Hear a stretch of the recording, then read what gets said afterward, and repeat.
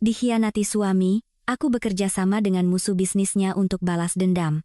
Dikhianati suami, aku bekerja sama dengan musuh bisnisnya untuk membalas dendam. Namun, aku kemudian menemukan bahwa sang penyelamat memiliki rahasia yang jauh lebih mengerikan.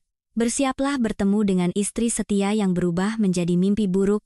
Es batu dalam gelas whiskiku sudah meleleh setengahnya, mengubah cairan berwarna ambar itu menjadi kuning pucat yang menyedihkan. Aku memutar gelasku perlahan, menatap pantulan diriku di cermin besar The Elysium Lounge. Gaun malam berwarna merah anggur yang kukenakan terasa sesak, atau mungkin paru-paruku yang menyusut karena terlalu lama menahan napas. Ini adalah hari jadi pernikahan kami yang kelima. 5 tahun menjadi Nyonya Alisa Prawirodirjo. 5 tahun menjadi piala pajangan yang sempurna di sisi suamiku, Baskara Wiryawan. 5 tahun harus tersenyum pada para investor dan berpura-pura tidak mendengar desas-desus. Aku melirik jam tangan perak mewah di pergelangan tanganku. Pukul 21.45. Baskara terlambat 2 jam 45 menit. Ponselku bergetar di atas meja marmer yang dingin. Sebuah pesan singkat muncul di layar. Tanpa emoji, tanpa kata-kata manis. Rapat mendadak dengan investor Jepang. Tidak usah tunggu. Pulang naik taksi saja. Selamat ulang tahun pernikahan, sayang. Air mataku tidak menetes. Aku terlalu terlatih untuk tidak merusak riasan di depan umum. Aku hanya menarik napas dalam-dalam, bersiap memanggil pelayan untuk meminta tagihan. Tiba-tiba, kursi kosong di sebelahku ditarik. Seseorang duduk di sana.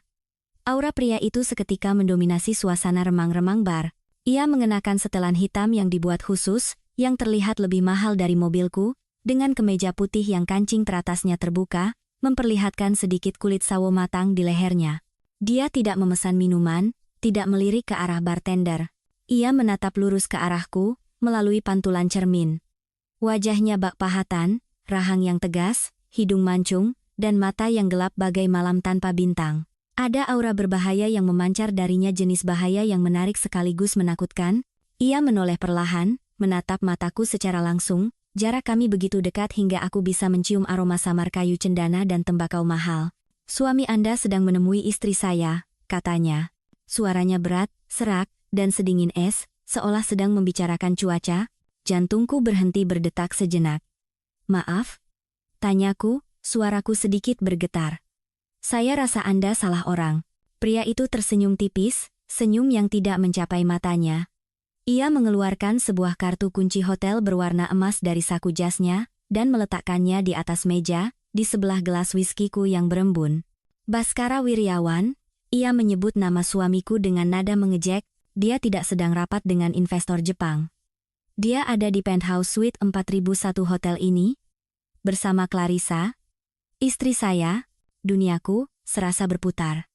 Rasa mual menghantam perutku dengan keras. Aku ingin menampar pria asing ini, ingin berteriak bahwa dia pembohong gila. Tapi kepingan-kepingan puzzle di kepalaku mulai menyatu, aroma parfum Chanel Nom. 5 yang sering menempel di kemeja Baskara, aroma yang sama dengan milik Clarissa, rekan bisnisnya. Perjalanan bisnis mendadak keluar kota di akhir pekan, dan pesan dingin tadi. Kenapa Anda memberitahu saya?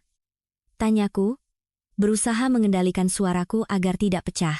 Pria itu menyandarkan tubuhnya ke meja bar, mendekatkan wajahnya ke telingaku. Hawa hangat dari tubuhnya menyentuh lenganku yang telanjang. Karena Anda terlalu cantik untuk duduk sendirian menunggu pria yang sedang membuka resleting gaun wanita lain tepat di atas kepala kita, bisiknya dengan kejam, namun jujur. Aku membeku. Rasa sakit itu nyata, menusuk tepat di ulu hati seperti pecahan es. Aku menatap gelas whiskiku, lalu ke pintu keluar. Aku bisa saja naik ke lantai 40, menggedor pintu, membuat keributan, dan menghancurkan harga diriku. Atau aku bisa pulang dan menangis di bantal.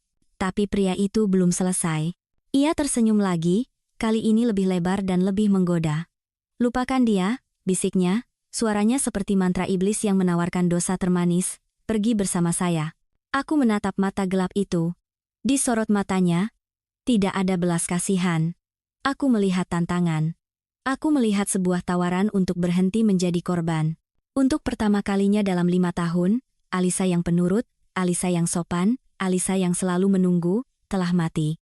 Aku menenggak sisa whiskiku dalam satu tegukan, merasakan cairan panas itu membakar tenggorokanku. lalu meletakkan gelas itu dengan pelan di atas meja. Aku meraih tasku dan bangkit. Ayo, jawabku singkat. Senyum pria itu semakin lebar.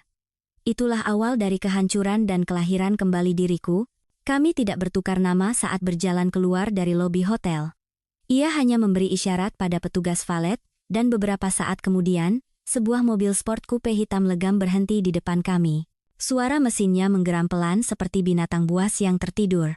Ia membukakan pintu untukku, bukan dengan kesopanan seorang ksatria, melainkan seperti seorang sipir yang mempersilakan narapidana masuk ke sel yang lebih mewah. Kita mau kemana? Tanyaku saat mobil melesat di jalan-jalan Jakarta yang basah oleh hujan sore. Ke tempat di mana Anda tidak perlu menjadi Nyonya Wiryawan, jawabnya tanpa menoleh. Tangannya memegang kemudi dengan santai, sebuah jam tangan mewah berkilau di bawah lampu jalan. Nama saya Alisa, saya tahu.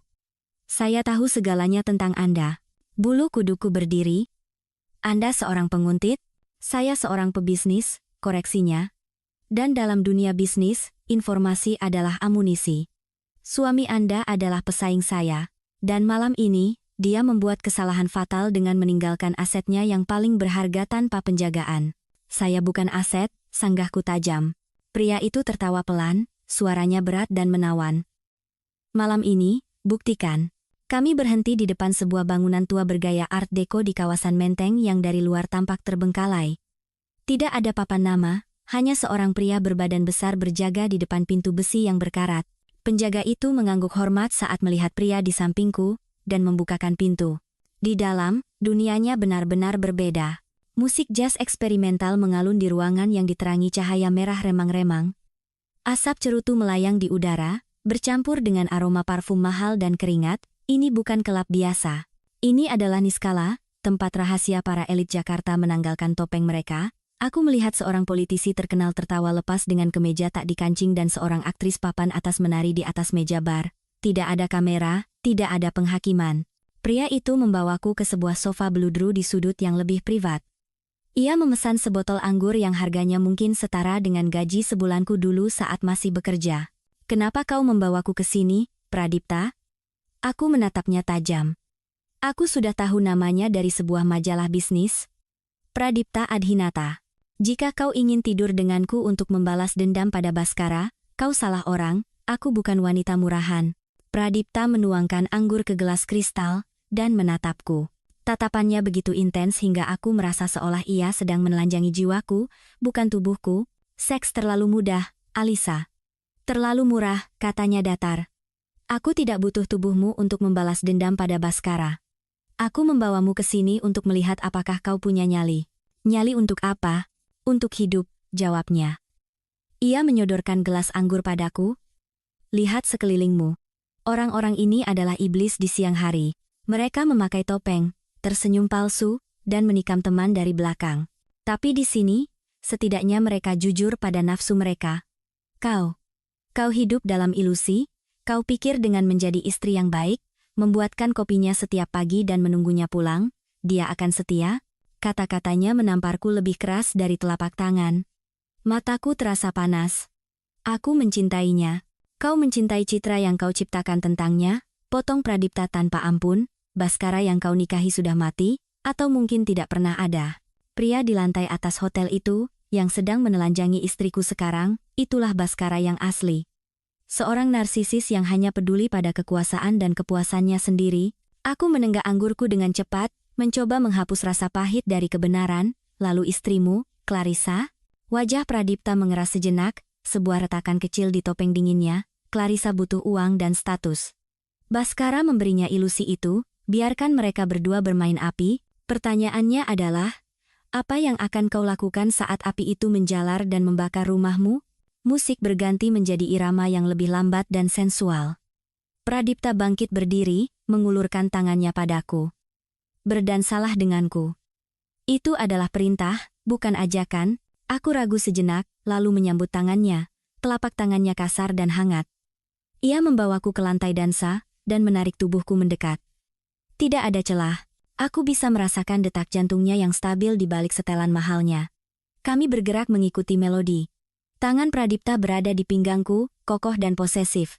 Ia tidak mencoba menciumku, tidak mencoba merayuku, tapi keintiman ini, kimia yang meledak di antara kami, terasa jauh lebih dalam dari sekadar seks.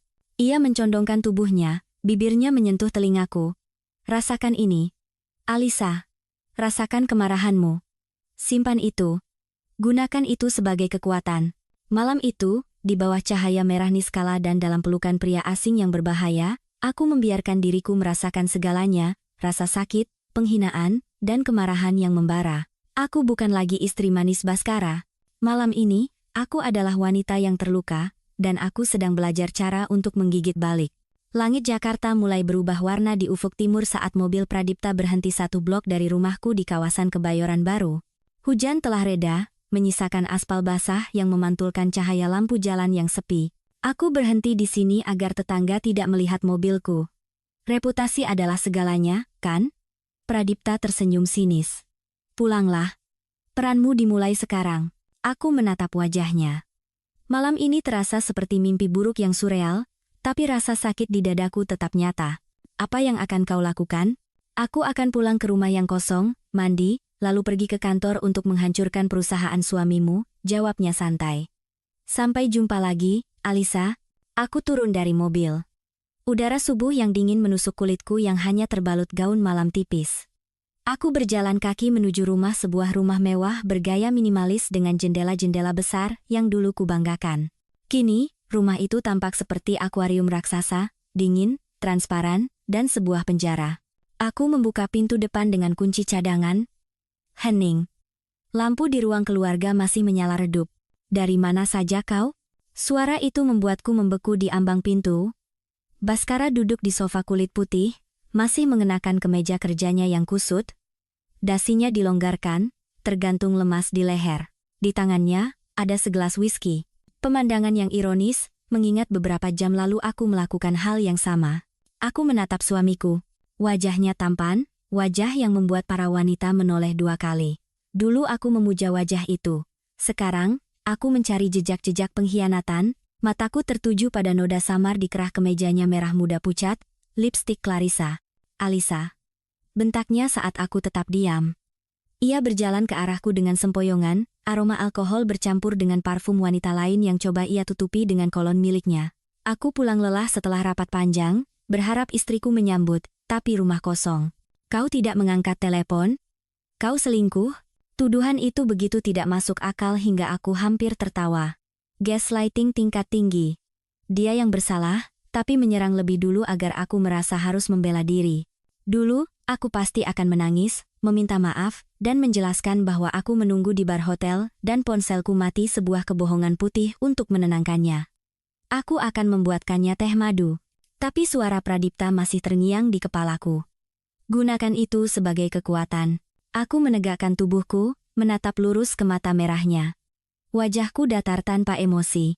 Aku menunggumu di The Elysium Lounge sampai jam 1 pagi, Bhaskara, jawabku dengan tenang, terlalu tenang.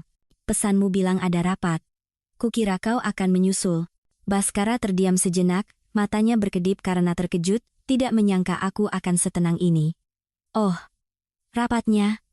Berlarut-larut di kantor klien. Sinyalnya jelek. Aku lupa memberitahumu. Begitu, kataku singkat. Aku berjalan melewatinya menuju tangga.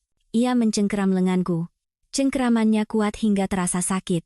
Kenapa sikapmu begini? Kau bau rokok dan alkohol. Kau pergi ke klub malam? Aku menyentakkan lenganku dengan kasar. Ia terkejut. Aku tidak pernah melakukan perlawanan fisik sebelumnya. Aku minum di bar hotel itu, Bhaskara, tempat di mana banyak orang merokok. Aku berbohong dengan lancar. Aku lelah, permisi. Aku menaiki tangga tanpa menoleh ke belakang. Jantungku berdebar kencang, tapi bukan karena takut. Aku merasakan kepuasan yang aneh. Bhaskara di bawah sana pasti sedang kebingungan. Istrinya yang penurut telah lenyap, digantikan oleh dinding es. Setibanya di kamar mandi, aku menyalakan pancuran air dingin, berdiri di bawahnya, membiarkannya membersihkan jejak sentuhan Pradipta dan bau kebohongan Bhaskara. Aku menangis di sana, di bawah suara air yang menderu agar tak ada yang mendengar. Ini bukan tangisan kesedihan, tapi tangisan duka atas pernikahanku. Saat aku melangkah keluar dari kamar mandi, masa berkabungku selesai. Sekarang waktunya perang, hari-hari berlalu dalam perang dingin. Baskara bersikap seolah tidak terjadi apa-apa. Kembali ke mode suami yang berdedikasi dan sibuk. Tapi aku bisa melihat ia mengamatiku dengan waspada. Aku memainkan peranku. Aku menyiapkan sarapan, tapi tidak ikut makan. Aku menyiapkan pakaiannya, tapi tidak memasangkan dasinya. Sebuah hukuman dalam diam. Sore itu, aku berada di galeri seni kecil milik temanku di kawasan Kemang, tempatku bekerja paruh waktu sebagai kurator satu-satunya hal yang diizinkan Baskara untuk kulakukan. Karena menurutnya, itu pekerjaan yang cukup terhormat untuk citra istrinya. Seorang kurir berjaket hitam masuk membawa amplop coklat tebal yang tersegel rapat. Paket untuk Ibu Alisa Prawirodirjo. Pribadi dan sangat rahasia, katanya. Aku menandatangani tanda terima dengan tangan gemetar. Aku tahu siapa pengirimnya tanpa perlu melihat nama. Aku membawa paket itu ke ruang kerjaku yang kecil di belakang galeri, mengunci pintu, dan merobek amplopnya. Di dalamnya bukan hanya foto. Pradipta tidak main-main saat mengatakan ia adalah pebisnis. Ada sebuah tablet tipis. Aku menyalakannya. Layar menyala, menampilkan sebuah folder bernama PING Kahianatan. Aku membuka file pertama. Foto-foto berkualitas tinggi, diambil dengan lensa tele. Baskara dan Clarissa di kolam renang sebuah hotel di Bali. Saat Baskara bilang ia ada seminar di Surabaya, Baskara mencium leher Clarissa di mobilnya. Clarissa duduk di pangkuan Baskara di ruang kerja suamiku. Foto-foto itu menjijikkan, tapi sudah kuduga. Yang membuatku nyaris muntah adalah file kedua, audit keuangan. Pradipta atau timnya telah melacak jejak uang Baskara. Rekening tabungan bersama kami kosong. Uang yang kami simpan untuk membeli villa di masa pensiun, uang warisan dari nenekku yang kuberikan pada Baskara untuk diinvestasikan, lenyap tak bersisa. Mutasi rekening menunjukkan transfer besar-besaran ke satu entitas, PT Clarissa Fashion Indonesia, butik milik Clarissa yang kutahu sedang diambang kebangkrutan. Baskara tidak hanya menidurinya, ia menggunakan uangku untuk mendanai gaya hidup wanita itu. Bajingan! Air mata amarah menetes di layar tablet. Aku menggulir ke bawah, ada catatan utang. Baskara telah menjadikan sertifikat rumah kami rumah kaca itu sebagai jaminan pinjaman bank atas nama perusahaan Clarissa. Jika bisnis Clarissa bangkrut dan melihat rekam jejaknya, pasti akan bangkrut bank akan menyita rumah kami. Aku akan menjadi gelandangan, janda miskin dan bodoh yang ditipu suaminya sendiri. Di bagian paling akhir dokumen, ada pesan dari Pradipta. Ini bukan sekadar perselingkuhan, Alisa. Ini perampokan. Dia mencuri hidupmu. Pertanyaannya, apakah kau mau merebutnya kembali? Temui aku jam 3 sore. Menara Cakrawala, lantai 50. Aku mematikan tablet dengan tangan gemetar. Rasa sakit hati berubah menjadi kengerian yang dingin dan penuh perhitungan. Baskara tidak hanya menghancurkan hatiku, ia mencoba membunuh masa depanku. Aku menyeka air mataku. Tidak ada ampun lagi. Menara Cakrawala adalah gedung pencakar langit berkaca hitam yang menjulang di jantung kawasan SCBD, markas besar Pradipta Adhinata. Sekretaris pribadi Pradipta, seorang wanita parubaya berkacamata tebal dengan wajah tanpa senyum, langsung mengantarku masuk begitu aku menyebutkan namaku. Ruang kerja Pradipta seluas apartemen pertamaku. Dinding kaca memperlihatkan pemandangan Jakarta dari ketinggian, membuat orang-orang di bawah tampak seperti semut. Pradipta berdiri membelakangiku di dekat jendela. Kau datang, katanya tanpa berbalik. Kau merusak hariku, Pradipta, jawabku tajam. Aku meletakkan tablet itu di atas meja kerjanya yang besar. Puas, Pradipta berbalik. Wajahnya serius, tidak ada senyum licik seperti di bar. Aku justru menyelamatkanmu, Alisa. Coba pikirkan, jika kau baru tahu soal ini 5 tahun lagi, kau akan lebih tua, miskin, dan langsung dibuang begitu. Baskara bosan. Aku mengepalkan tanganku. Apa maumu? Kau memberikan semua ini bukan karena kebaikan hati. Kau bilang kau pesaing Baskara. Duduklah dulu. Aku tetap berdiri. Pradipta menghela napas dan berjalan mendekat. Ia bersandar di tepi mejanya, melipat tangan di dada. Wirjawan Group milik Baskara sedang menawar proyek infrastruktur pemerintah senilai triliunan rupiah. Jika dia menang, dia akan menjadi tak tersentuh. Aku menginginkan proyek itu, dan aku ingin menghancurkan Baskara sebelum dia menjadi lebih besar. Lalu apa hubungannya denganku? Bukti perselingkuhan ini cukup untuk perceraian, tapi tidak cukup untuk menghancurkan bisnisnya, jelas Pradipta. Untuk menjatuhkannya, aku butuh bukti korupsi. Penyuapan pejabat, penggelapan pajak, sesuatu yang ia simpan di brankas pribadinya di rumah, atau di laptop yang tidak pernah ia bawa ke kantor. Aku menahan napas. Kau ingin aku memata-matai suamiku sendiri. Aku ingin kau menjadi partnerku, koreksi Pradipta. Tatapan tajamnya mengunci mataku. Baskara sangat berhati-hati di kantor. Tapi di rumah, di depan istri yang dianggapnya bodoh dan penurut, ia akan lengah. Dan apa yang kudapatkan? Tanyaku sinis. Selain kepuasan melihatnya hancur, kebebasan, jawab Pradipta seketika. Jika kau bercerai sekarang, apa yang kau dapat? Setengah dari utangnya. Baskara pintar menyembunyikan aset, tapi jika kau membantuku, aku jamin aset-aset tersembunyi itu akan ditemukan. Aku akan menyewa pengacara terbaik untukmu. Saat Baskara jatuh, kau akan keluar sebagai korban yang tidak bersalah, dengan tunjangan perceraian yang akan membuatmu kaya. Aku akan menjamin masa depanmu, dan anak-anakmu kelak jika kau menginginkannya. Tawaran itu terdengar gila, berbahaya, dan ilegal. Tapi aku teringat mutasi rekening itu, warisan nenekku yang dipakai untuk membelikan tas Hermes untuk Clarissa, sertifikat rumahku yang digadaikan. Baskara telah menyatakan perang tanpa sepengetahuanku. Pradipta hanya memberiku senjata. Apa yang harus kulakukan? Tanyaku pelan. Pradipta tersenyum. Kali ini senyum tulus, seolah bangga pada muridnya. Ia berjalan ke arahku, mengulurkan tangannya. Jadilah istri yang sempurna, Alisa. Bersikaplah begitu manis sampai dia diabetes. Buat dia merasa aman, buat dia merasa seperti raja. Dan saat dia tertidur, kau cari kuncinya. Aku menatap tangan yang terulur itu, tangan iblis yang menawarkan keselamatan. Aku menjabat tangannya, kulitnya hangat dan kokoh. Baik, kataku. Selamat datang di permainan ini, partner, bisik Pradipta. Ia tidak melepaskan tanganku. Ibu jarinya membelai punggung tanganku dengan lembut, ada janji lain di matanya, janji yang lebih gelap dan lebih pribadi dari sekadar bisnis. Aku menarik tanganku, berbalik, dan berjalan keluar. Saat pintu lift tertutup, aku melihat pantulan diriku di dinding logam. Wanita di cermin itu tersenyum dingin. Malam ini, aku akan pulang dan memasak makanan favorit Baskara, aku akan memijat bahunya. Aku akan tersenyum saat ia berbohong.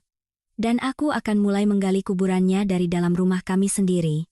Rumah kami terasa seperti panggung sandiwara, dan aku adalah aktris utama yang memainkan peran terpenting dalam hidupku. Seminggu berlalu sejak kesepakatanku dengan Pradipta. Dalam seminggu itu, aku berubah menjadi istri idaman bagi pria narsis seperti Baskara. Aku tidak lagi bertanya jam berapa ia akan pulang, tidak lagi memeriksa noda di kemejanya dengan tatapan curiga. Sebaliknya, aku menyambutnya dengan senyum lebar, pijatan di bahu, dan segelas whisky di tangan. Malam itu, Baskara pulang pukul 11 malam. Aroma parfum wanita yang samar tertutupi oleh bau obat kumur yang menyengat. Kerja lembur lagi, sayang? Tanyaku lembut, sambil mengambil tas kerjanya. Baskara menghela napas panjang, merebahkan diri di sofa kulit Italia kami. Proyek infrastruktur itu benar-benar menguras tenaga. Pemerintah banyak maunya, kau tahu sendiri birokrasi, kau pekerja keras, Baskara. Aku bangga padamu, kataku sambil meletakkan segelas air dingin di meja. Kalimat itu terasa seperti racun di mulutku. Tapi Baskara menelan pujian itu seolah-olah itu adalah nektar, egonya adalah kelemahan terbesarnya. Semakin aku memujinya, semakin ia merasa aman dan lengah. Aku mandi dulu, gumamnya, lalu berjalan ke lantai atas. Begitu pintu kamar mandi tertutup dan suara pancuran terdengar, aku bergerak cepat, bukan dengan panik, tapi dengan presisi dingin yang telah diajarkan Pradipta. Aku menuju ruang kerjanya di lantai bawah. Ruangan ini biasanya terlarang bagiku. Ini urusan bisnis, Alisa, kau tidak akan mengerti, katanya dulu. Kini aku melangkah masuk tanpa suara. Target utamaku adalah laptop pribadinya yang tergeletak di atas meja mahoni. Pradipta telah memberiku sebuah flash drive khusus yang berisi program keylogger dan cloner. Cukup tancapkan selama 3 menit, katanya. Aku membuka laptopnya. Terkunci dengan kata sandi. Pradipta pernah bilang, pria seperti Baskara tidak akan menggunakan tanggal jadi pernikahan. Mereka akan menggunakan sesuatu yang berhubungan dengan pencapaian terbesar mereka. Aku mencoba tanggal pendirian perusahaannya. Gagal. Aku mencoba tanggal lahirnya. Gagal. Jantungku berdebar kencang. Suara air di lantai atas masih terdengar, Tapi Baskara mandi dengan cepat.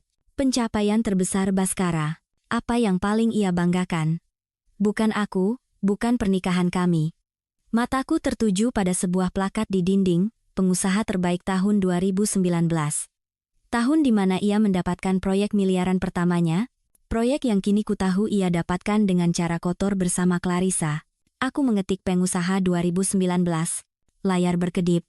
Terbuka. Aku menahan napas, segera menancapkan flash drive hitam milik Pradipta ke port USB.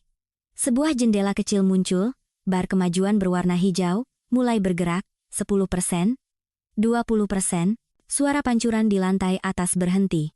Keringat dingin membasahi punggungku. Cepatlah. 40%. 50%. Terdengar langkah kaki berat dari lantai atas. Pintu kamar tidur terbuka. "Alisa, kau di mana?" teriak Baskara. 80%. Langkah kaki itu menuruni tangga, ia menuju ke arah dapur, yang tidak jauh dari ruang kerja. 95%. 98%. 100%. Aku mencabut flash drive, menutup laptop, dan mematikan lampu ruang kerja tepat saat bayangan Baskara muncul di lorong. Aku berjalan keluar dari ruang kerja, berpapasan dengannya di depan pintu dapur. "Astaga!"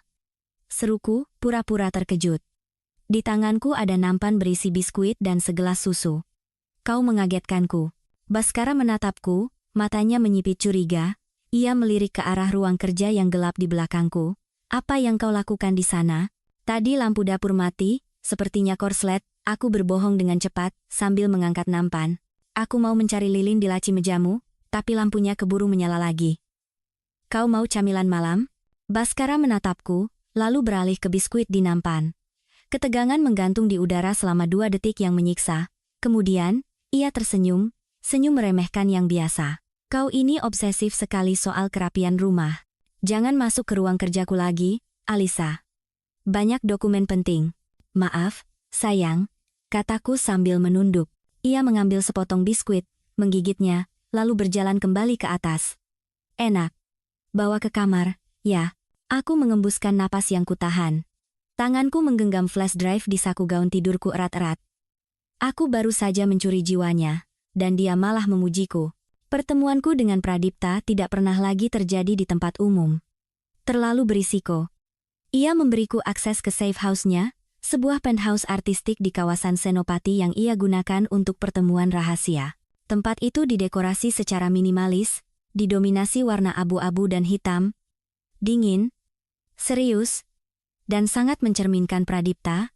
Aku tiba di sana pada sore hari, dengan alasan mengikuti kelas yoga pada Baskara. Pradipta sedang duduk di sofa, memeriksa data yang kukirim semalam melalui tabletnya. "Kerja bagus," katanya tanpa basa-basi saat aku masuk. Data keuangan ini menunjukkan pola pencucian uang melalui perusahaan cangkang di Singapura. Baskara pintar, tapi ia meninggalkan jejak digital. "Apakah itu cukup untuk memenjarakannya?" tanyaku, meletakkan tasku dan duduk di seberangnya. "Hampir. Kita butuh satu hal lagi. Bukti fisik penyuapan pejabat. Rekaman suara atau dokumen dengan tanda tangan basah." Pradipta menatapku. "Dan kesempatan itu akan datang 2 hari lagi. Makan malam itu," tebakku. Baskara memberitahuku, tadi pagi kita akan makan malam dengan mitra strategis. Dia ingin aku tampil memukau. "Benar. Aku dan Clarissa juga akan ada di sana," kata Pradipta. Ia berjalan ke minibar dan menuangkan 2 gelas air mineral. "Ini bukan sekadar makan malam biasa, Alisa. Ini negosiasi kekuasaan. Baskara ingin menggabungkan aset logistiknya dengan jaringan retail milikku atau lebih tepatnya, milik perusahaan yang dijalankan Clarissa atas namaku." Ia menyodorkan gelas padaku. Jari kami bersentuhan, menimbulkan percikan listrik statis yang membuat kami berdua terdiam sejenak. "Apa yang harus kulakukan?" tanyaku, memecah keheningan. "Clarissa akan mencoba mengintimidasimu. Dia tahu kau istri Baskara, dan dia menikmati perasaan superior sebagai wanita karier yang meniduri suamimu. Dia akan menyerangmu secara pasif-agresif." Pradipta meletakkan gelasnya dan berjalan mengitari sofa, berdiri di belakangku. Ia mencondongkan tubuhnya, membisikkan instruksi di samping telingaku. "Jangan bertahan, Alisa. Serang balik. Tapi lakukan dengan elegan." Clarissa punya satu kompleks inferioritas terbesar, latar belakangnya. Dia tidak terlahir di kalangan atas. Dia mantan model yang menikahiku demi status. Jadi, dia takut dianggap murahan. Maksudnya aku harus menghinanya? Tidak. Kau harus membuatnya merasa rendah. Tangan Pradipta mendarat dengan lembut di bahuku, meremasnya pelan. Sentuhannya bukan sensual, tapi mengendalikan, memberi kekuatan. Tatap matanya saat dia bicara, jangan berkedip lebih dulu. Tersenyumlah saat dia menyindirmu. Buat dia bingung kenapa kau tidak merasa terancam. Aku menoleh. Wajah kami hanya berjarak beberapa sentimeter. Aku bisa melihat kilau keemasan di iris mata coklatnya. Kau mengajariku menjadi iblis, Pradipta. Aku mengajarimu menjadi ratu. Jawabnya lembut. Di dunia ini, domba akan dimakan serigala. Aku hanya memberimu taring, napas kami beradu. Suasana di ruangan itu berubah total. Ini bukan lagi tentang strategi bisnis. Ini tentang dua orang yang sama-sama terluka dan mengenali kegelapan di dalam diri satu sama lain. Aku merasakan dorongan untuk menciumnya, untuk menyentuh bahaya itu lebih dekat, dan sepertinya, ia juga merasakannya. Tatapannya turun ke bibirku, lalu kembali ke mataku. Ia perlahan mundur, menegakkan tubuhnya. Nanti malam, pakai gaun hitam yang sudah kusiapkan di kamar tidur, jangan pakai perhiasan dari Bhaskara. Pakai yang ada di dalam kotak itu. Ia berlalu, kembali ke mode bisnis. Tapi aku melihat tangannya mengepal di sisinya, ia sedang menahan diri, dan entah kenapa, itu justru membuatku semakin menginginkannya. Restoran Langit di lantai 67. Pemandangan malam Jakarta yang gemerlap menjadi latar belakang sandiwara paling munafik yang pernah aku mainkan. Aku mengenakan gaun sutra hitam yang diberikan Pradipta. Potongannya sederhana di depan, tapi punggungnya terbuka sepenuhnya. Di leherku, melingkar kalung berlian yang bukan hadiah dari suamiku. Bhaskara menatapku dengan campuran rasa bangga dan posesif saat kami masuk. Malam ini kau terlihat sangat mahal, Alisa. Bagus. Jangan bicara yang aneh-aneh, cukup tersenyum dan setuju saja. Kami duduk di meja VIP. 5 menit kemudian, Pradipta dan Clarissa tiba. Clarissa tampak mencolok dengan gaun merah menyala berbelahan dada rendah. Ia menggandeng lengan Pradipta dengan mesra, sebuah pertunjukan kepemilikan, tapi matanya melirik ke arah Bhaskara, memberinya kedipan mata yang menjijikkan. Selamat malam, Pak Bhaskara. Dan, Nyonya Alisa, ya. Sapa Clarissa dengan nada meremehkan, seolah namaku sulit diingat. Selamat malam, Bu Clarissa, jawabku tenang, menjabat tangannya dingin dan lembab. Senang akhirnya bisa bertemu langsung dengan mitra yang sering dibicarakan suami saya. Aku menekankan kata mitra. Bhaskara tersedak air minumnya, sementara Pradipta menatapku dengan sorot geli. Makan malam dimulai. Bhaskara mendominasi percakapan, membual tentang proyek infrastrukturnya, dan betapa hebatnya Wiryawan Group. Clarissa sesekali menimpali dengan tawa palsu, memuji kecerdasan Bhaskara sambil merendahkan Pradipta. Pradipta itu suka bermain aman, kata Clarissa sambil memotong steaknya. Dia tidak punya visi agresif seperti Anda, Pak Bhaskara. Makanya sebagian besar ekspansi bisnis saya yang urus. Hati-hati, sayang, kata Pradipta, suaranya pelan tapi tajam. Agresivitas tanpa perhitungan itu bukan visi, itu namanya bunuh diri. Bhaskara tertawa terbahak-bahak. Ayolah, Pradipta, bisnis itu harus berani ambil risiko. Kalau tidak berani bertaruh, tidak akan pernah menang besar. Benar kan? Alisa? Bhaskara menoleh padaku, mengharapkan dukungan buta. Aku meletakkan garpuku perlahan. Saya rasa Pradipta ada benarnya, kataku lembut. Seluruh meja hening. Bhaskara menatapku seolah aku baru saja berbicara bahasa asing. Clarissa mengangkat alis. Maksud saya, lanjutku, menatap lurus ke mata Bhaskara, bertaruh itu baik jika Anda menggunakan uang Anda sendiri. Tapi jika Anda mempertaruhkan masa depan orang lain, itu bukan keberanian, Bhaskara. Itu kecerobohan. Wajah Bhaskara memerah. Ia tidak menyangka akan diserang oleh istri pajangannya. Di bawah meja, aku merasakan sesuatu menyentuh kakiku, sepatu kulit Pradipta. Ia menekannya perlahan di betisku. Sebuah sinyal, kerja bagus. Sentuhan itu perlahan naik ke lututku. Gila dan sangat berbahaya. Jantungku berdebar kencang. Di atas meja, Pradipta sedang menyesap anggur dengan wajah datar seolah tak terjadi apa-apa, sementara di bawah meja, kakinya berkomunikasi denganku, memberikan dukungan dan keintiman rahasia di tengah medan perang. Baskara berdeham, mencoba mengalihkan pembicaraan. Jadi, bagaimana soal penggabungan gudang logistik kita, Clarissa? Sementara Baskara dan Clarissa sibuk membahas teknis pencucian uang mereka yang berkedok efisiensi logistik, aku dan Pradipta saling bertatapan. Mata kami berbicara lebih banyak dari kata-kata. Kami adalah sekutu di tengah sarang ular. Dan untuk pertama kalinya, aku merasa lebih kuat dari suamiku. Setelah makan malam, Baskara dan Pradipta pamit untuk merokok cerutu di balkon sejenak. Ironis, Baskara tidak merokok, ia hanya ingin terlihat jantan di depan Pradipta. Itu membuatku berduaan dengan Clarissa. Clarissa memutar gelas anggurnya, matanya memandangku dari ujung kepala hingga ujung kaki dengan tatapan menilai. Gaun yang bagus, ujarnya, nadanya penuh racun. Tapi sepertinya bukan selera Baskara. Dia lebih suka sesuatu yang lebih terbuka. Mungkin Baskara bosan dengan yang terbuka karena terlalu mudah didapat, balasku santai, dengan senyum manis. Wajah Clarissa menegang. Topeng ramahnya sedikit retak. Kau jadi lebih berani bicara ya, Alisa? Biasanya kau diam seperti boneka porselen. Orang bisa berubah, Clarissa. Clarissa mendengus, lalu mencondongkan tubuhnya ke depan. Dengar, aku tahu kau pasti bangga sekali menjadi Nyonya Prawirodirjo, tapi ayo kita hadapi kenyataan. Baskara butuh wanita yang sepadan dengannya. Wanita yang mengerti bisnis, kekuasaan, dan permainan. Sedangkan kau hanya ibu rumah tangga kelas atas.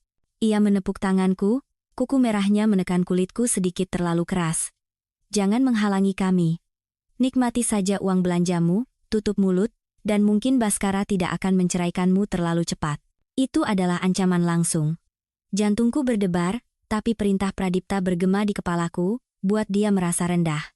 Aku tidak menarik tanganku. Sebaliknya, aku menatap Clarissa dengan tatapan kasihan. Anda bicara soal kesetaraan, Bu Clarissa, tanyaku pelan. Tapi setahu saya, butik fashion Anda sedang punya utang miliaran pada pemasok di Tanah Abang. Dan Anda menggunakan data palsu dari perusahaan Baskara untuk menutupi hal ini dari Pak Pradipta. Wajah Clarissa langsung pucat pasi. Matanya membelalak ketakutan. Cengkeraman di tanganku mengendur. Bagaimana? Bagaimana kau tahu? Suaranya tercekat. Aku tersenyum, lalu mendekat. Baskara menceritakan segalanya padaku, di tempat tidur. Aku berbohong. Itu adalah serangan ganda, menunjukkan aku tahu rahasia kotornya, dan menyiratkan bahwa Baskara mengkhianatinya dengan membocorkan rahasia itu padaku. Kau pikir Baskara mencintaimu?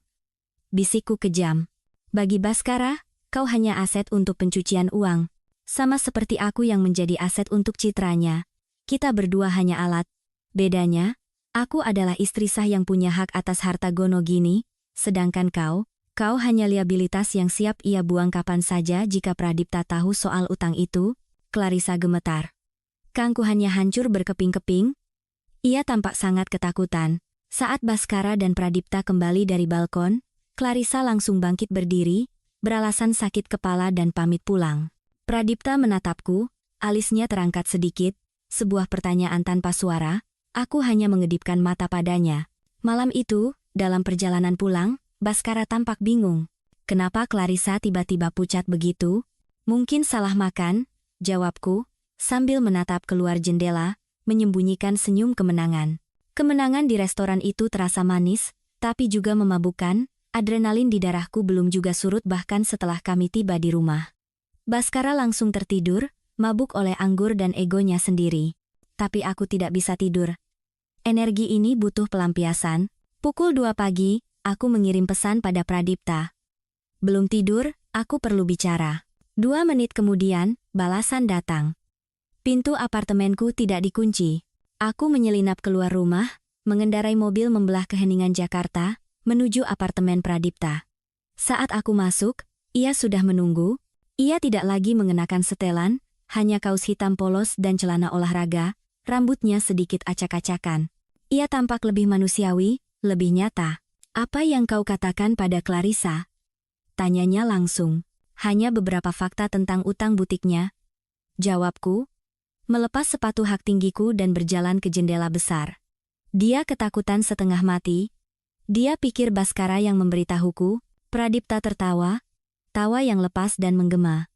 Ia menghampiriku. Kau sangat cerdas, Alisa. Kau membuat mereka saling curiga. Itu retakan pertama yang akan menghancurkan segalanya. Menakutkan, aku mengaku, menatap lampu-lampu kota. Aku menikmati menghancurkan orang. Apakah itu membuatku jahat? Pradipta berdiri di belakangku. Aku bisa merasakan hawa hangat dari tubuhnya. Itu membuatmu bertahan hidup. Ia memutar tubuhku menghadapnya, tangannya menangkup wajahku. Tatapannya intens, mencari keraguan di mataku. Tapi malam ini, tidak ada keraguan, hanya ada hasrat. Kami telah memainkan peran selama berminggu-minggu. Sebagai partner, sebagai kaki tangan, saling menggoda lewat tatapan mata dan sentuhan di bawah meja. Ketegangan itu telah mencapai titik didih. Pradipta, bisikku. Ia tidak menunggu lagi. Ia menciumku. Bukan ciuman lembut seperti di dongeng. Ini adalah ciuman yang lapar, ganas, dan penuh tuntutan. Rasanya seperti menabrak dinding dengan kecepatan penuh. Aku melingkarkan lenganku di lehernya, menariknya lebih dekat. Lupakan Bhaskara, lupakan Clarissa, lupakan moralitas. Malam itu, di sofa kulit abu-abu di apartemennya, kami melintasi batas. Bukan lagi sekadar partner. Setiap sentuhan Pradipta membakar jejak kepemilikan di kulitku. Ia memperlakukanku seolah aku adalah hal paling berharga di dunia, tapi juga dengan keganasan yang membuatku lupa namaku sendiri. Untuk pertama kalinya, aku merasa dilihat. Bukan sebagai istri, bukan sebagai piala, tapi sebagai seorang wanita. Fajar menyingsing. Aku terbangun dalam pelukan Pradipta. Ia masih terlelap, napasnya teratur. Aku merasa tenang, perasaan yang telah lama hilang. Aku bangkit perlahan, hendak mengambil minum di dapur. Ponsel Pradipta, yang tergeletak di meja bar, bergetar pelan, ada panggilan masuk. Nama di layar, nomor tidak dikenal. Aku tidak berniat mengangkat, tapi panggilan itu terputus, dan langsung beralih ke pesan suara otomatis yang berbunyi karena pengeras suaranya aktif. Suara seorang pria asing terdengar, tegas dan formal. Pak Pradipta, aset Wirjawan Group sudah kita kunci. Proses pengalihan saham atas nama Anda siap dieksekusi begitu skandal ini pecah. Dan mengenai wanita itu, Alisa, pastikan dia tidak menuntut bagian saham setelah Bhaskara jatuh, sesuai rencana awal, kita hanya butuh dia sampai Bhaskara masuk penjara. Setelah itu, putus koneksi, duniaku berhenti berputar, gelas di tanganku nyaris jatuh, tapi berhasil kuletakkan dengan tangan gemetar, wanita itu, kita hanya butuh dia sampai Bhaskara masuk penjara. Aku menoleh ke sofa, tempat Pradipta masih tidur dengan damai, wajahnya tampak polos saat terlelap, pria yang baru saja memberiku malam terindah dalam hidupku. Pria yang bilang aku adalah ratu. Ternyata, aku hanya pion lain di papan caturnya. Bhaskara memanfaatkanku untuk citra. Pradipta memanfaatkanku untuk akses. Rasa dingin yang menusuk menjalar dari ujung kaki hingga kepala. Air mataku tidak keluar. Rasa sakit di dadaku kali ini berbeda dari saat aku tahu perselingkuhan Bhaskara, lebih tajam, lebih dalam. Karena pada Pradipta, aku telah menyerahkan hatiku dengan sukarela. Aku mengambil tasku dalam diam. Aku tidak akan membangunkannya. Aku tidak akan meminta penjelasan, tidak sekarang. Jika Pradipta mengira aku adalah pion yang bisa dibuang setelah permainan selesai, ia salah besar. Ia lupa pelajaran yang ia ajarkan sendiri padaku. Serigala tidak bernegosiasi dengan domba. Dan aku bukan lagi domba.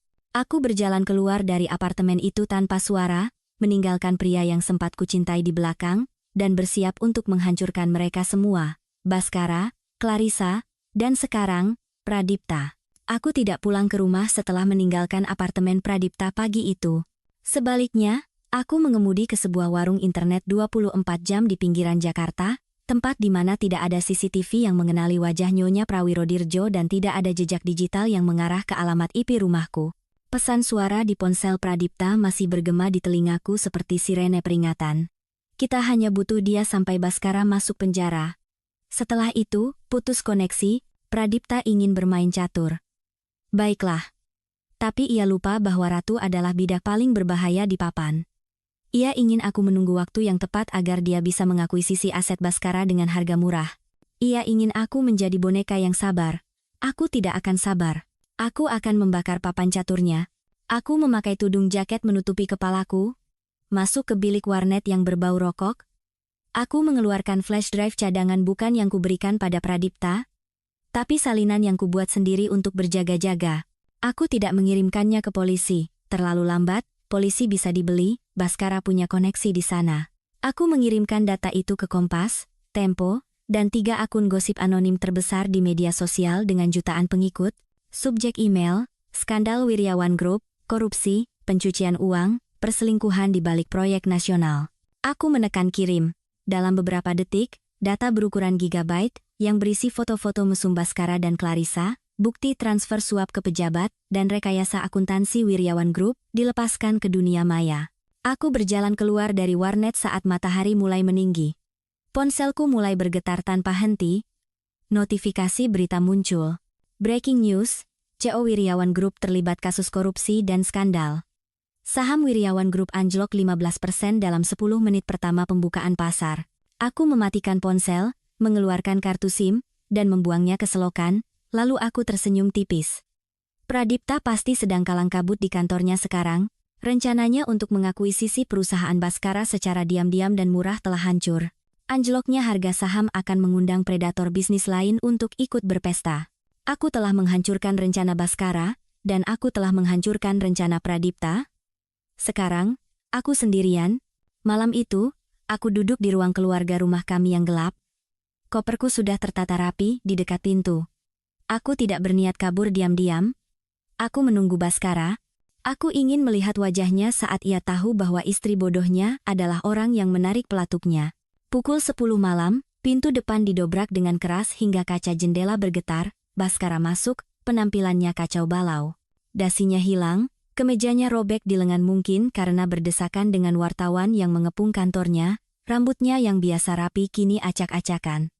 Matanya merah seperti binatang yang terperangkap, ia melihatku duduk tenang di sofa. Kau. Geramnya, suaranya serak dan menakutkan. Ia berjalan ke arahku, membanting tabletnya ke lantai hingga layarnya retak. Kau yang melakukannya. Wartawan bilang sumbernya anonim, tapi data itu hanya ada di laptop pribadiku. Laptop yang hanya bisa diakses di rumah ini. Aku bangkit perlahan. Selamat malam, Baskara. Bagaimana harimu? Jangan main-main denganku, teriaknya. Ia maju, mencengkeram bahuku dan mengguncangnya dengan keras. Kenapa? Aku memberikan segalanya padamu. Rumah ini, mobil, status. Dan kau menghancurkanku hanya karena aku tidur dengan Clarissa? Itu cuma urusan ranjang, Alisa. Bisnis ya bisnis. Kau menghancurkan hidup kita.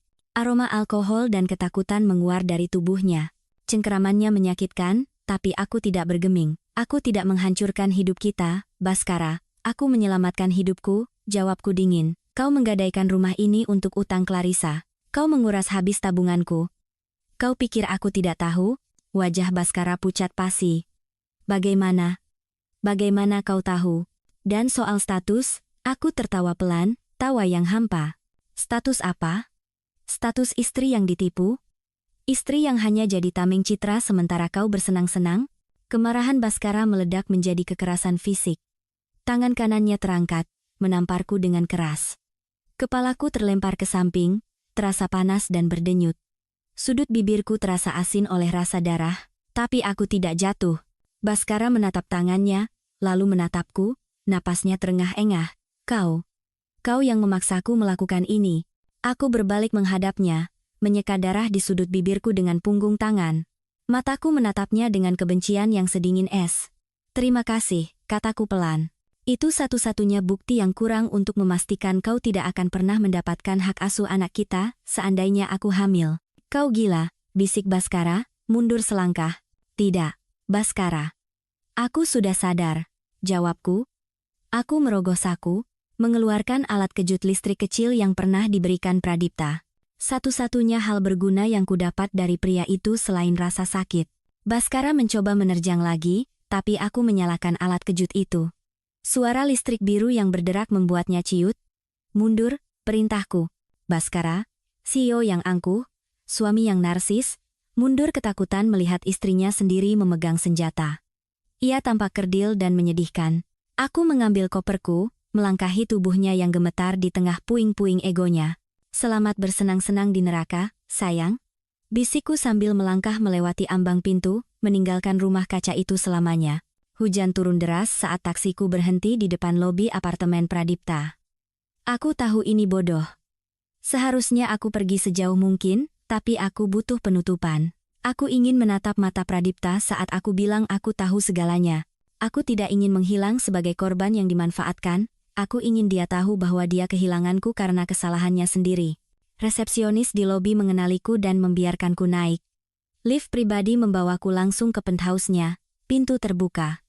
Pradipta sedang berdiri di tengah ruangan, berbicara di telepon dengan suara keras. Jual semua saham Wirjawan Group, aku tidak peduli harganya jatuh. Rencana akuisisi batal. Baskara sudah terlalu hancur, KPK sudah menyita asetnya, kita tidak bisa menyentuh barang bukti. Ia membanting ponselnya ke sofa saat melihatku berdiri di pintu lift. Ekspresinya berubah total, dari pebisnis iblis yang marah menjadi pria yang tampak lega. Alisa, ia berlari menghampiri, hendak memelukku. Ya Tuhan, aku lihat beritanya. Kau yang membocorkannya, kenapa tidak menunggu aba-aba dariku? Itu berbahaya, Baskara bisa menyakitimu. Ia kemudian melihat memar kemerahan di pipiku.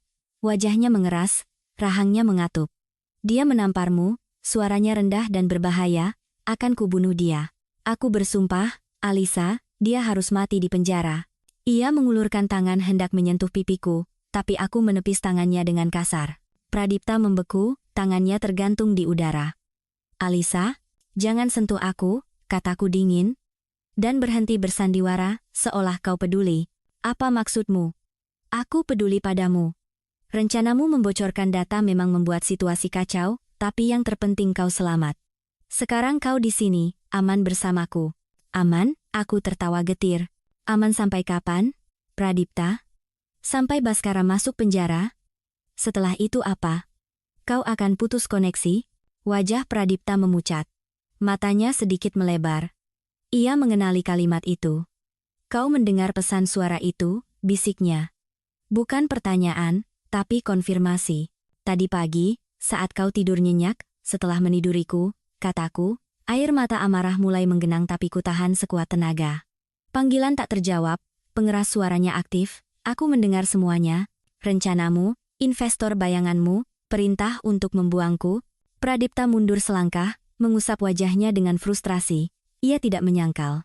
Setidaknya ia cukup jantan untuk tidak berbohong saat tertangkap basah. Alisa, dengar. Itu rencana awal. Rencana yang dibuat 6 bulan lalu, sebelum aku mengenalmu. Sebelum aku menemuimu di bar itu. Tapi kau tetap menjalankan rencana itu, potongku. Kau menghampiriku di bar bukan kebetulan, kau sudah tahu Baskara ada di lantai atas. Kau tahu aku istrinya. Kau mengincarku sejak awal sebagai jalan masuk ke brankas Baskara. Ya, teriak Pradipta, mengaku. Ya, awalnya aku mendekatimu karena urusan bisnis. Aku butuh seseorang di dalam rumah itu. Tapi demi Tuhan, Alisa, apa yang terjadi di antara kita? Itu berubah, aku jatuh cinta padamu. Kau bukan lagi alat bagiku. Lalu kenapa kau tidak membatalkan perintah itu? Tanyaku tajam. Kenapa orang di telepon itu masih berpikir aku harus disingkirkan? Pradipta diam. Ia tidak punya jawaban. Karena kau serakah, aku menjawab untuknya. Kau menginginkan perusahaannya, dan kau juga menginginkan istrinya. Kau pikir kau bisa mengatur semua orang. Kau pikir setelah Baskara hancur, kau akan memberiku sedikit uang tutup mulut, atau mungkin menjadikanku simpanan rahasia, sementara kau mengambil alih asetnya. Bukan begitu. Pradipta mencoba meraih tanganku lagi. Aku akan melindungimu. Aku punya kuasa untuk. Aku tidak butuh pelindung yang memegang pisau di belakang punggungnya. Keheningan menyelimuti. Hanya suara hujan yang menghantam jendela kaca apartemen mewah itu. Aku menatap pria yang semalam membuatku merasa dicintai. Kini, aku hanya melihat orang asing yang manipulatif. Rasa sakitnya luar biasa, seperti dada yang dibelah dua. Tapi rasa sakit ini membuatku sadar. Kau sama saja seperti Baskara, Pradipta. Hanya saja sampulmu lebih mahal, kataku pelan, suaraku bergetar. Baskara mengkhianatiku dengan tubuhnya. Kau mengkhianatiku dengan pikiranmu. Kalian berdua sama-sama melihat wanita hanya sebagai komoditas. Alisa, kumohon jangan pergi. Kita bisa memperbaikinya. Tatapan Pradipta tampak putus asa. Mungkin ia jujur soal perasaannya, mungkin tidak. Tapi itu tidak penting lagi. Kepercayaan itu seperti kaca. Sekali pecah, kau mungkin bisa merekatkannya kembali, tapi retaknya akan selalu ada. Selamat tinggal, Pradipta, Jangan cari aku. Jika kau mencoba mendekatiku lagi, aku punya salinan data lain. Bukan soal Baskara, tapi soal jejak keuangan ilegalmu ke luar negeri yang kutemukan di tabletmu saat kau mandi. Itu gertakan, aku tidak punya data itu, tapi melihat wajah Pradipta yang tegang, aku tahu tebakanku benar. Aku berbalik, masuk ke dalam lift, menekan tombol lobi. Saat pintu logam tertutup, hal terakhir yang kulihat adalah Pradipta yang berdiri mematung di tengah kemewahannya yang sunyi. Pria yang memiliki segalanya, baru saja kehilangan satu-satunya hal yang tidak bisa ia beli. Keesokan harinya, aku menghabiskan waktu di sebuah motel murah di pinggiran kota. Aku memutus semua koneksi dengan dunia luar. Aku hanya menonton TV, menyaksikan berita kehancuran Wirjawan Group. Baskara ditetapkan sebagai tersangka, Clarissa ikut ditahan atas tuduhan pencucian uang. Foto mereka mengenakan rompi oranye KPK terpampang di semua saluran berita. Tapi ada satu hal yang mengganjal. Dalam berita, Baskara mencoba membangun narasi bahwa ia dijebak oleh pesaing bisnis. Pengacaranya yang mahal mulai memutarbalikkan fakta, mengklaim bahwa bukti-bukti didapat secara ilegal dari peretasan tanpa izin, sehingga tidak bisa digunakan di pengadilan. Ada celah hukum. Jika pengadilan memutuskan bukti digital itu tidak sah karena aku mendapatkannya secara ilegal, Baskara bisa lolos. Aku tidak bisa membiarkan itu terjadi. Aku membuka koperku. Di dasar koper, tersembunyi di dalam lipatan kain, ada sebuah buku catatan kecil bersampul kulit hitam. Ini bukan data digital. Ini adalah buku catatan asli milik Baskara, sebuah buku harian tulisan tangan. Baskara cukup paranoid untuk mencatat kode-kode suap dan nama pejabat di buku karena takut diretas. Sungguh ironis. Aku mengambil buku ini saat pertengkaran terakhir kami, saat ia lengah dan mundur dari alat kejut listrikku. Buku ini berisi tulisan tangan Baskara, ada sidik jarinya. Ini adalah bukti yang tak terbantahkan. Aku bisa saja mengirimkannya lewat pos, tapi tidak. Aku harus menyelesaikan ini dengan benar. Aku mengenakan kemeja putih sederhana dan celana panjang hitam, menyisir rambutku dengan rapi. Aku naik kereta ke Jakarta, menuju kantor KPK. Di lobi, resepsionis menatapku bingung. Saya ingin bertemu penyidik utama kasus Wirjawan Group, kataku tegas. Apakah ibu sudah ada janji? Aku mengangkat daguku. Saya Alisa Prawirodirjo, istri dari Baskara Wirjawan. Dan saya datang untuk menyerahkan bukti kunci serta memberikan kesaksian. Kekacauan terjadi. Beberapa wartawan yang mangkal di lobi langsung berlari mengerubungiku. Blitz kamera menyala menyilaukan mata. Ibu Alisa, benarkah Anda yang membocorkan data? Ibu Alisa, apakah Anda terlibat? Bagaimana tanggapan Anda soal perselingkuhan suami Anda? Aku berhenti sejenak di depan kerumunan mikrofon. Aku menatap lurus ke salah satu kamera, membayangkan Baskara sedang menonton dari dalam sel dan Pradipta sedang menonton dari kantornya. Saya datang ke sini bukan sebagai seorang istri, kataku lantang, suaraku stabil meski jantungku berdebar kencang. Saya datang sebagai seorang warga negara yang menolak menjadi korban dari kejahatan suami saya sendiri. Kebenaran tidak butuh perantara. Aku berjalan melewati pintu keamanan, meninggalkan hiruk-pikuk media di belakang. Hari itu, aku memberikan kesaksian selama 8 jam. Aku menyerahkan buku catatan hitam itu.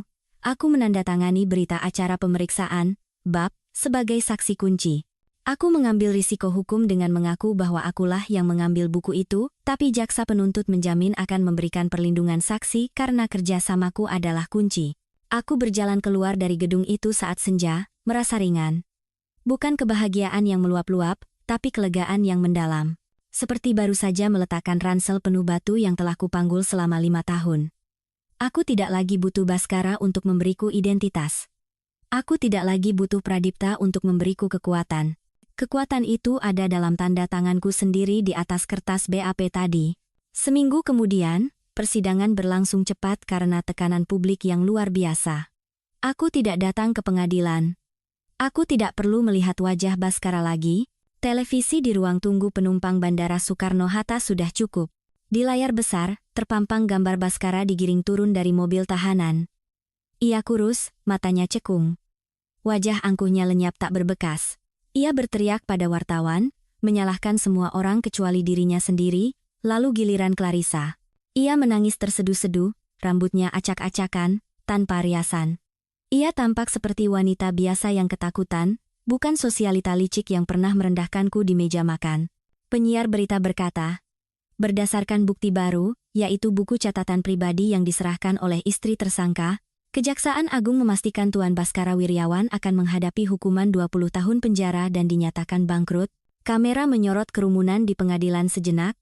Aku melihat sosok Pradipta sekilas di sana. Ia mengenakan kacamata hitam, berdiri di barisan belakang. Ia tidak tersenyum.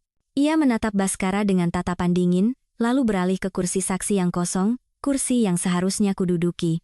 Wajahnya tampak sedih, kehilangan. Ia memenangkan perang bisnisnya. Saingannya hancur, tapi ia berdiri di sana sendirian. Tidak ada yang menggandeng lengannya, tidak ada yang merayakan kemenangan bersamanya. Aku mematikan ponselku, membuang kartu SIM baru yang baru kupakai seminggu ke tempat sampah. Para penumpang tujuan Denpasar, Bali dipersilakan untuk naik ke pesawat. Aku menyambar ranselku, hanya itu yang kubawa. Pakaian lama, perhiasan dari Baskara, semua kutinggalkan. Uang yang kupakai untuk membeli tiket ini adalah hasil penjualan cincin kawinku, satu-satunya aset Baskara yang bisa kujual secara legal dan cepat. Cincin itu dulu adalah simbol belenggu. Kini, ia menjadi sayapku. Aku berjalan menuju gerbang keberangkatan. Aku tidak tahu apa yang akan kulakukan di Bali. Mungkin kembali melukis, mungkin bekerja di toko buku, atau mungkin hanya duduk memandangi ombak sampai luka di hatiku sembuh dan menjadi bekas luka yang kuat. Yang ku tahu, aku bebas. Langkah kakiku mantap di lantai bandara. Tidak ada lagi Alisa, istri yang penurut. Tidak ada lagi Alisa, pion Pradipta. Namaku Alisa. Hanya Alisa. Dan itu sudah cukup. Pesawat lepas landas, menembus awan kelabu Jakarta menuju langit biru yang menanti. Di bawah sana, kota itu tampak kecil. Menara Cakrawala milik Pradipta, rumah kaca milik Baskara, semuanya hanya titik-titik kecil yang tak berarti. Aku memejamkan mata, dan untuk pertama kalinya dalam bertahun-tahun, aku tertidur tanpa mimpi buruk. 2 tahun kemudian, Ubud, Bali. Aroma dupa, kopi sangrai, dan minyak kelapa melayang di udara. Galeri Kintsugi, yang dinamai sesuai seni memperbaiki keramik pecah dengan emas, ramai oleh pengunjung. Inilah duniaku sekarang. Sebuah bangunan bambu terbuka yang menghadap sawah hijau, jauh dari gedung-gedung pencakar langit Jakarta yang menyesakan. Aku berdiri di sudut ruangan, mengamati para pengunjung yang mengagumi lukisan-lukisan abstrak karya seniman lokal yang kukelola. Aku mengenakan kemeja linen putih longgar dan celana kulot berwarna tanah. Rambutku, yang dulu selalu ditata rapi di salon mahal, kini kubiarkan panjang bergelombang alami, seringkali hanya diikat longgar dengan jepit kayu. Tidak ada lagi Alisa yang memakai sepatu hak tinggi untuk menyenangkan suami. Di sini, aku sering berjalan tanpa alas kaki, merasakan dinginnya lantai semen. Bunda, suara kecil yang jernih memecah lamunanku. Seorang anak perempuan berusia 1,5 tahun berlari tertatih-tatih ke arahku, diikuti oleh pengasuhnya yang tersenyum maklum. Aku berjongkok, membuka lengan, menyambut tubuh mungil itu dalam pelukanku. Ara, cahaya dalam hidupku. Rambutnya hitam legam sepertiku, tapi matanya memiliki kilau keemasan yang familiar. Mata ayahnya. Pelan-pelan, sayang, bisikku, mencium pipi gembulnya yang wangi bedak bayi. Ara adalah kejutan terakhir yang ditinggalkan Jakarta untukku. Aku baru tahu aku hamil 2 minggu setelah tiba di Ubud. Saat itu, aku sempat berpikir untuk tidak mempertahankannya. Aku takut ia akan menjadi pengingat abadi akan pengkhianatan Pradipta. Tapi saat mendengar detak jantungnya untuk pertama kali, aku tahu anak ini bukan milik Pradipta dan bukan milik masa lalu, ia adalah milikku. Ia adalah awal baruku, hidupku damai. Berita bahwa Baskara divonis 18 tahun penjara 6 bulan yang lalu hanyalah angin lalu. Aku tidak merasa puas atau sedih melihat wajahnya yang menua di koran digital. Ia telah menjadi orang asing. Kupikir aku sudah sembuh total. Aku punya bisnis yang sukses, anak yang sehat, dan kebebasan finansial. Aku tidak butuh pria, aku tidak butuh cinta romantis. Tapi sore itu, saat lonceng angin di pintu galeri berdentang, takdir membuktikan bahwa ia belum selesai denganku. Seorang pria masuk. Ia tidak mengenakan setelan pesanan dari Italia. Ia memakai kemeja biru gelap sederhana yang lengannya digulung dan celana chino. Wajahnya sedikit lebih tirus. Ada kerutan samar di sudut matanya yang dulu tidak ada. Dan sedikit uban di pelipisnya. Ia tampak lelah. Ia tampak lebih manusiawi. Dan ia berdiri terpaku di pintu masuk. Matanya menyapu ruangan, hingga berhenti padaku yang sedang menggendong Ara. Waktu seolah berhenti. Suara obrolan para pengunjung di galeri lenyap. Pradipta menatapku, lalu tatapannya turun ke anak perempuan kecil dalam pelukanku. Matanya melebar. Ia melihat kemiripan itu. Perhitungan cepat terjadi di kepalanya. Kaget, tidak percaya, dan kemudian kerinduan yang begitu telanjang hingga terasa menyakitkan. Aku memeluk Ara lebih erat. Insting protektifku menyala. Jantungku berdebar kencang, bukan karena cinta, tapi karena waspada. Sang manipulator telah menemukan persembunyianku. Pradipta melangkah mendekat, pelan dan hati-hati, seolah mendekati hewan liar yang terluka. Alisa, suaranya serak. Suara yang dulu penuh kuasa, dan perintah itu kini terdengar ragu. Apa yang kau lakukan di sini, Pradipta? Tanyaku dingin. Aku menyerahkan Ara pada pengasuhnya, memberi isyarat dengan mata agar mereka masuk ke ruangan belakang. Ara sedikit merengek, tapi menurut. Begitu Ara menghilang dari pandangan, Pradipta menghela napas panjang, seolah ia baru saja melihat hantu. Anak itu, bisiknya. Dia, putriku, potongku tajam. Dan dia tidak ada hubungannya denganmu. Pradipta menatapku, matanya berkaca-kaca. Pradipta menangis. Dulu aku pasti mengira ini sandiwara. Tapi getaran di tangannya, yang terkepal erat di sisinya, terlihat nyata. Berapa usianya? 1,5 tahun. Ia memejamkan mata, menghitung mundur. Dia anakku, secara biologis. Mungkin, jawabku tanpa takut. Tapi seorang ayah adalah orang yang ada di sana saat ibunya mual setiap pagi, saat kakinya bengkak, dan saat melahirkan sendirian di klinik desa karena harus bersembunyi dari dunia. Kau tidak ada di sana. Kau sibuk menghitung saham Baskara. Kata-kataku menusuknya. Bahunya merosot. Aku mencarimu, Alisa. Selama 2 tahun ini, aku menyewa detektif terbaik, tapi kau menghilang tanpa jejak digital. Kau sangat hebat. Kau belajar dengan baik. Ia tersenyum sedih. Aku belajar dari guru yang kejam, balasku. Pergilah. Aku tidak ingin kau mengacaukan hidupku lagi.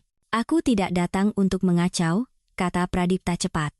Ia merogoh sakunya, mengeluarkan sebuah amplop dokumen tebal. Aku datang untuk memberikan ini. Ini dokumen pelepasan hak atas seluruh aset yang pernah kau bantu aku dapatkan, dan sebuah dana perwalian. Aku membuatnya setahun yang lalu, untuk berjaga-jaga jika aku menemukanmu. Aku tidak tahu soal anak itu, tapi dana ini untukmu. Aku menatap amplop itu, lalu wajahnya. Aku tidak butuh uangmu, kami sudah cukup. Aku tahu. Aku lihat itu. Kau luar biasa. Katanya tulus. Tapi kumohon, jangan usir aku hari ini. Izinkan aku bicara 5 menit saja. Setelah itu, jika kau menyuruhku pergi dan tidak pernah kembali, aku akan pergi. Ada ketulusan di matanya, yang belum pernah kulihat sebelumnya. Bukan tatapan lapar kekuasaan, tapi tatapan putus asa seorang pria yang sadar ia telah memiliki dunia tapi kehilangan jiwanya.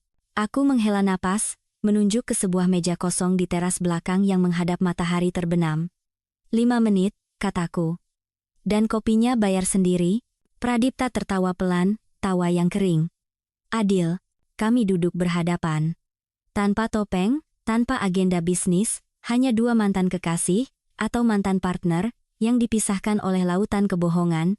Setelah kau pergi malam itu, Pradipta memulai, menatap cangkir kopinya, aku mendapatkan segalanya. Perusahaan Baskara hancur, aku mendominasi pasar, sahamku meroket. Aku menjadi raja, persis seperti rencana. Lalu, ia mengangkat kepalanya, menatap mataku, semuanya terasa hampa. Aku kembali ke penthouse itu, dan mencium aroma parfummu di bantal. Aku melihat sisa anggur di gelasmu. Aku sadar bahwa aku telah mengorbankan satu-satunya hal yang nyata demi angka-angka di layar komputer. Kau masih punya Clarissa, sindirku. Clarissa? Pradipta mendengus jijik. Begitu Baskara jatuh, dia mencoba kembali padaku. Jadi aku kirimkan bukti penggelapan pajaknya ke polisi. Dia dipenjara 2 tahun. Baru bebas bulan lalu. Kurasa aku tidak peduli dengan penyesalanmu, Pradipta, kataku jujur. Penyesalan tidak mengubah fakta bahwa kau berniat membuangku setelah aku tidak berguna lagi. Aku tahu. Dan aku akan menghabiskan sisa hidupku untuk menebus niat jahat itu, jika kau mengizinkan, katanya, mencondongkan tubuhnya ke depan. Aku tidak meminta kita kembali seperti dulu. Aku hanya meminta izin untuk mengenal putriku dan untuk mengenalmu lagi. Bukan sebagai Alisa istri Baskara, tapi sebagai Alisa yang ini. Alisa pemilik galeri dengan rambut acak-acakan dan tatapan mata yang tajam. Aku diam. Hatiku bimbang. Logikaku berteriak bahaya. Tapi hatiku melihat bayangan Ara di matanya. Adilkah jika aku memisahkan Ara dari ayahnya hanya karena egoku? Aku butuh waktu, kataku akhirnya, dan aku butuh bukti. Bukan hanya janji, aku akan tinggal di Ubud, kata Pradipta tegas. Aku sudah membeli sebuah villa di dekat sini, aku akan bekerja dari jarak jauh. Aku akan datang ke sini setiap hari, membeli kopi, duduk di sudut itu, dan menunggu sampai kau siap. Entah itu seminggu, setahun, atau 10 tahun. Keras kepala, gumamku. Sifat keluarga, ia tersenyum tipis, melirik ke arah pintu tempat Ara menghilang. Sebulan berlalu. Pradipta menepati janjinya. Ia datang setiap pagi, memesan americano, bermain sebentar dengan Ara yang sepertinya langsung menyukainya, sialan lalu duduk bekerja dengan laptopnya di sudut galeri tanpa menggangguku. Ia tidak memaksa, tidak merayu. Hanya ada di sana. Kehadirannya yang konsisten perlahan mengikis dinding pertahananku. Namun, kedamaian itu pecah di suatu sore yang terik. Seorang wanita masuk ke galeri. Pakaiannya terlalu mencolok untuk suasana santai Ubud. Kacamata hitam besar dan topi bertepi lebar. Clarissa. Ia tampak jauh lebih tua. Penjara tidak ramah padanya. Wajahnya keras, garis-garis kepahitan terukir dalam di sekitar bibirnya. Ia melepas kacamatanya, menatapku dengan kebencian murni. Wow. Wow. Nyonya Prawirodirjo yang terhormat, atau haruskah kupanggil kau Alisa si pengkhianat? Suaranya melengking, menarik perhatian beberapa turis. Pradipta, yang duduk di sudut, langsung bangkit berdiri, kursinya berderit keras. Wajahnya berubah menjadi topeng kemarahan yang kukenal. Ia melangkah maju, menghalangi, pergi, Clarissa, geram Pradipta. Clarissa tertawa nyaring saat melihat Pradipta. Oh, romantis sekali. Raja dan ratu pengkhianatan bersatu kembali. Kalian pasti sedang menertawakanku, ya? Menertawakan Baskara yang membusuk di penjara. Ku bilang pergi. Pradipta mencengkeram lengan Clarissa. Atau aku panggil keamanan? Lepaskan aku. Jerit Clarissa histeris. Ia menoleh ke arah para pengunjung. Kalian tahu siapa wanita ini? Dia pelacur yang tidur dengan musuh suaminya sendiri, mencuri data suaminya, lalu kabur dengan uang curian. Dia penipu. Suasana menjadi ricuh. Ara mulai menangis di pelukan pengasuhnya. Pradipta hendak menyeret Clarissa keluar. Pradipta, berhenti. Suaraku memotong kekacauan itu, tegas. Pradipta menoleh, terkejut. Alisa, biar aku yang urus, kataku. Aku berjalan menghampiri Clarissa, aku tidak gemetar. Aku tidak takut. Dulu, wanita ini bisa membuatku merasa rendah hanya dengan tatapan matanya. Sekarang, ia tampak menyedihkan di hadapanku, berdiri tenang bagai air danau. Sudah selesai berteriaknya, tanyaku dingin. Clarissa terengah-engah, sedikit bingung karena aku tidak menangis atau panik. Kau menghancurkan hidupku. Kau menghancurkan hidupmu sendiri saat kau memutuskan untuk tidur dengan suami orang, dan memalsukan dokumen pajak, balasku. Suaraku cukup keras untuk didengar semua orang di ruangan itu. Aku hanya menyalakan lampu, Clarissa. Apa yang terlihat saat lampu menyala, itu perbuatanmu sendiri. Kau pikir kau bisa hidup damai di sini? Aku akan beritahu semua orang siapa kau, ancamnya. Aku tersenyum tipis. Silakan. Orang-orang di sini mengenalku sebagai Alisa yang membayar seniman dengan adil. Alisa yang mendirikan studio melukis untuk anak-anak desa. Mereka mengenalku dari apa yang kulakukan sekarang, bukan siapa mantan suamiku. Aku melangkah maju satu langkah lagi, menatap matanya tajam. Aura kekuatanku membuat Clarissa mundur selangkah. Kau datang ke sini karena kau kalah, Clarissa. Kau tidak punya siapa-siapa lagi. Baskara bangkrut, hartamu habis, dan kau pikir dengan menyakitiku kau akan merasa lebih baik? Tidak akan. Aku meraih laci meja kasir, mengambil sebuah kartu nama pengacara lokal. Kalau kau butuh pekerjaan. Teman pengacaraku butuh staf administrasi, gajinya UMR, tapi halal. Mulailah hidup baru, atau teruslah tenggelam dalam kebencian, pilihan ada di tanganmu. Aku meletakkan kartu nama itu di meja di sebelahnya, lalu berbalik. Sekarang, silakan keluar. Anda menakuti putri saya. Clarissa menatap kartu nama itu, lalu punggungku, dan terakhir Pradipta yang berdiri siaga di sampingku. Ia sadar ia tidak punya kuasa di sini. Rasa malu merayap di wajahnya. Ia menyambar tasnya, mengabaikan kartu nama itu, dan bergegas keluar galeri diiringi tatapan sinis orang-orang. Hening sejenak. Lalu tepuk tangan pelan terdengar, seorang seniman tua di sudut ruangan bertepuk tangan, diikuti yang lain. Aku menghela napas lega, lututku sedikit lemas, tapi Pradipta sigap menahan pinggangku. Kau luar biasa, bisik Pradipta di telingaku, ada nada kekaguman yang mendalam di sana. Kau benar-benar tidak butuh aku, untuk melindungimu lagi. Aku menoleh padanya, tersenyum kecil. Tidak. Tidak butuh. Tapi terima kasih sudah bersiap-siap.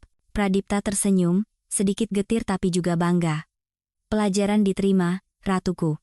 Malam itu, setelah galeri tutup dan Ara tertidur, aku dan Pradipta duduk di teras pondok sederhanaku, suara jangkrik dan air di sawah menjadi latar. Kejadian tadi membuatku sadar, Pradipta memecah keheningan. Ia memutar gelas anggur di tangannya. Sadar apa? Bahwa aku tidak punya peran lagi dalam ceritamu. Kau adalah pahlawannya, kau penyelamatnya. Sedangkan aku, ia tertawa getir, aku hanya penjahat yang bertobat. Jangan terlalu dramatis, kataku, menyesap teh hangat. Alisa, aku serius. Melihatmu menghadapi Clarissa tadi, kau begitu kuat. Dulu aku pikir aku yang harus mengajarimu menjadi kuat, tapi aku salah. Kekuatan itu selalu ada di dalam dirimu, aku hanya membantumu memecahkan cangkangnya. Dan sekarang kau sudah terbang. Aku takut. Aku hanya akan menjadi beban yang menarikmu ke bawah. Ia meletakkan gelasnya. Mungkin aku harus kembali ke Jakarta. Aku akan tetap mengirim uang untuk Ara, dan datang berkunjung sebulan sekali. Aku tidak ingin merusak kebahagiaan yang sudah kau bangun dengan susah payah. Ia hendak bangkit. Menyerah. Pria yang dulu begitu angkuh, kini merasa tidak pantas. Perubahannya nyata. Duduk, perintahku. Pradipta berhenti, menatapku bingung. Ia duduk kembali. Aku meletakkan cangkir tehku dan menatap wajahnya lurus-lurus. Kau benar. Aku tidak membutuhkanmu. Aku bisa membesarkan Ara sendirian. Aku bisa melawan Clarissa sendirian. Aku bisa menghidupi diriku sendiri. Wajah Pradipta meredup. Aku mengerti. Tapi, lanjutku, membuat matanya berbinar kembali, hidup ini bukan hanya soal kebutuhan, ini juga soal keinginan. Aku mengulurkan tangan, menyentuh tangannya yang ada di atas meja. Aku tidak butuh penyelamat, aku sudah selesai dengan hubungan seperti itu, aku tidak butuh mentor, aku sudah lulus. Tapi mungkin, Ara butuh ayahnya, dan mungkin, hanya mungkin, aku ingin seorang partner. Mata Pradipta melebar, harapan mulai bersinar. Partner yang setara, tegasku. Tidak ada rahasia, tidak ada manipulasi, tidak ada ini demi kebaikanmu. Kalau kau punya masalah bisnis, kau beritahu aku. Kalau aku punya masalah, aku akan beritahu kau. Kita hadapi bersama, berdampingan. Bukan kau di depan dan aku di belakang. Berdampingan, ulang Pradipta, seolah menikmati kata itu, aku suka itu. Dan ada syarat lain, kataku. Sebutkan saja. Hidupku di sini, di Ubud. Aku tidak akan kembali menjadi sosialita palsu Jakarta, jika kau ingin bersama kami, kau harus beradaptasi dengan ritme hidup ini, tidak ada rapat jam 9 malam, tidak ada setelan jas di hari Minggu, bisakah CEO Pradipta Corp melakukannya? Pradipta tersenyum lebar, senyum yang mencapai matanya, membuat wajahnya tampak 10 tahun lebih muda. Untuk wanita yang bisa membuatku bertekuk lutut tanpa menyentuhku, aku bahkan akan belajar membajak sawah jika perlu. Ia membalik tanganku, menggenggamnya erat, lalu mencium telapak tanganku dengan hormat. Bukan ciuman nafsu, tapi ciuman janji. Aku mencintaimu, Alisa. Lebih dari ambisiku, lebih dari egoku, buktikan, jawabku sambil tersenyum. Setiap hari, 6 bulan kemudian, kami berada di Jakarta selama 1 malam. Bukan untuk pindah kembali, tapi untuk menghadiri pernikahan sepupuku. Setelah pesta usai, Pradipta mengajakku ke suatu tempat, The Elysium Lounge. Di hotel tempat segalanya dimulai 3 tahun yang lalu. Awalnya aku ragu. Tempat ini penuh dengan hantu, kita harus menulis ulang kenangan itu, katanya. Kami masuk. Suasananya masih sama, remang-remang, mewah, dan dingin. Musik jazz lembut mengalun. Pradipta membawaku ke meja bar yang sama, kami duduk di kursi yang sama, bartender meletakkan 2 gelas. Bukan whisky menyedihkan seperti hari itu, tapi 2 gelas sampanye yang berkilauan. Pradipta memutar kursinya menghadapku. Ia tampak tampan dalam setelan jas, ia hanya diizinkan memakainya untuk acara-acara khusus, tapi kali ini, kancing kemejanya terpasang rapi, dan matanya menatapku dengan kehangatan yang meluluhkan.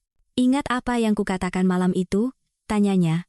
Kau bilang, suami Anda sedang menemui istri saya, jawabku, mengingat rasa sakit saat itu. Kali ini berbeda, kata Pradipta.